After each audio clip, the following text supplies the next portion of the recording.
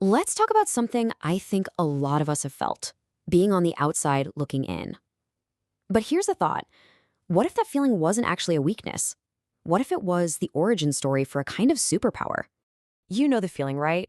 You walk into a room, could be a meeting, could be a party, and before anyone even says much, you just get it. You can feel the vibe, the tension, the whole social map all at once. It's like you have this built-in radar. You immediately pick up on that tiny change in someone's voice that tells you what they're really thinking. Or maybe it's that split-second pause before someone answers a question. It's so small, most people miss it. But to you, it says everything. Yeah, this is the big one. It's this almost psychic ability to feel the entire mood of a group shift. It's like you're tuned into a secret frequency that everyone else is completely oblivious to. So what is all this? Well, we're going to call it the outsider's sixth sense. It's that feeling of being hyper-aware of everything.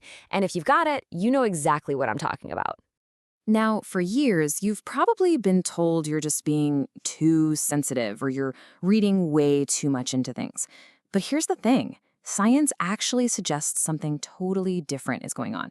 This is a real developed skill, and it comes from a very specific place. And to understand this ability, we have to look at its origin story. So let's dig in and figure out where this highly tuned social radar of yours actually comes from. Okay, this is the core of it all. At the heart of this whole thing is a simple psychological principle. Let it sink in for a second. This isn't some flaw in your personality. It's a completely predictable adaptation.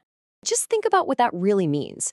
If you were ever the person who wasn't the first pick for the team, or the first one invited to the party, those experiences literally rewired your brain. They fundamentally changed the way you process the social world around you. And this is where the story gets really interesting, because this isn't about being damaged. It's about adaptation. Your brain took what was a really painful experience and over time turned it into a genuine expertise. It pretty much works in 3 clear steps. First, there's the experience of being left out, over and over. That leads to step 2. Your sensitivity to the possibility of being rejected again just skyrockets. And the result? Step 3. Your brain adapts. It becomes an absolute expert at scanning for any and all social signals to protect itself. I mean, think about it like this. Your brain had to go into survival mode. And to survive on the edges of the social world, it had to learn to predict threats. So it became a kind of master detective, constantly looking for clues. A quick glance, a weird tone, someone shifting their body away, anything to figure out where you stood and how to stay safe. Just look at the difference here. Most people in our conversation, they're just hearing the words. But you're playing a whole different game. You hear the words, sure, but you're also decoding the tone, analyzing the pause, and catching the tiny little micro-expression that flashes across their face. That is an incredible amount of data to process in real time. So that brings us to the most important part of this whole thing, the reframe.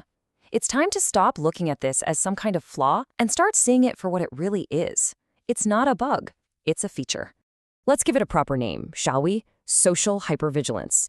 And I don't mean that as a disorder. We're defining it as a form of expertise. It's a survival tool that's been sharpened over years into this sophisticated skill for understanding people on a way deeper level. So what does this expertise actually get you? Well, it's a set of real-life superpowers. You can often see the truth that isn't being said out loud. You can navigate really tricky social situations like office politics or intense family dinners. You can often anticipate what someone needs before they even know they need it. And maybe the best one of all, it gives you this incredible capacity for empathy because you can actually sense what other people are feeling. So I'll leave you with this question. What would actually change for you right now if you started to see this sensitivity not as an old wound, but as your greatest strength? Because maybe the story of the outsider isn't about weakness at all. Maybe it's about a quiet, powerful, and incredibly observant strength.